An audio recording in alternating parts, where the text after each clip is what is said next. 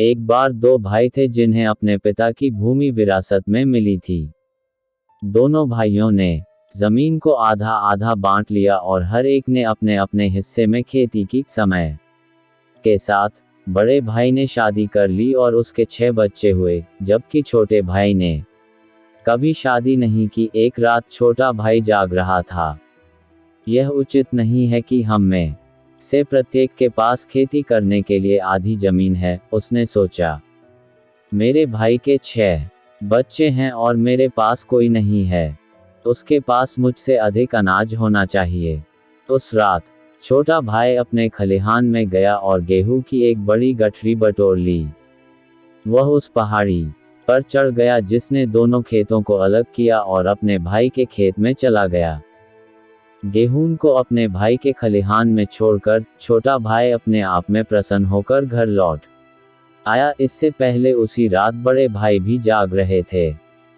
यह उचित नहीं है कि हम में से प्रत्येक के पास खेती करने के लिए आधी जमीन है, उसने सोचा। मेरे बुढ़ापे में मेरी पत्नी और मेरे पास हमारी देखभाल करने के लिए हमारे बड़े बच्चे होंगे, नाती पोतों का तो कहना ही क्या। जबकि मेरे भाई के पास शायद कोई नहीं होगा।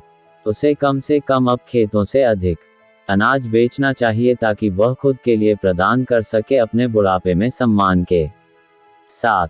इसलिए उस रात भी उसने चुपके से गेहूं की एक बड़ी गठरी बटोर ली और पहाड़ी पर चढ़ गया। वह अपने भाई के खलिहान में अनाज छोड़कर अपने आप को प्रसन्न होते हुए घर लौट आया। अगली सुबह जब छोटा भाई अपने खलिहान में गया तो यह देखकर हैरान रह गया कि अनाज की मात्रा अपरिवर्तित थी।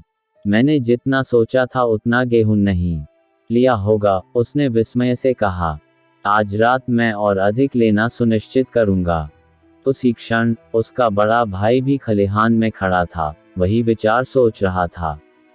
रात होने के बाद प्रत्येक भाई ने अपने खलिहान से अधिक मात्रा में गेहूं इकट्ठा किया और अंधेरे में चुपके से अपने भाई के खलिहान में पहुंचा दिया। अगली सुबह भाई फिर हैरान और परेशान थे। यहाँ उतना ही अनाज है जितना मेरे भाई के लिए ढेर लगाने से पहले था। यह असंभव है। आज रात मैं कोई गलती नहीं करूंगा, मैं ढेर को नीचे फर्श पर ले जाऊंगा। इस तरह से मैं हो जाऊंगा। सुनिश्चित करें कि अनाज मेरे भाई को पहुंचा दिया जाएगा। तीसरी रात पहले से कहीं अधिक दृढ़ निश्चय के साथ प्रत्येक भाई ने अपने खलिहान से गेहूं का एक बड़ा ढेर इकट्ठा किया, उसे एक गाड़ी पर लाद दिया और धीरे धीरे खेतों के माध्यम से और पहाड़ी पर अपने भाई के खलिहान तक अपनी ढुलाई की। पहाड़ी की चोटी पर चांद की छाया में प्रत्येक भाई ने दूरी में एक आकृति देखी। यह कौन हो सकता है?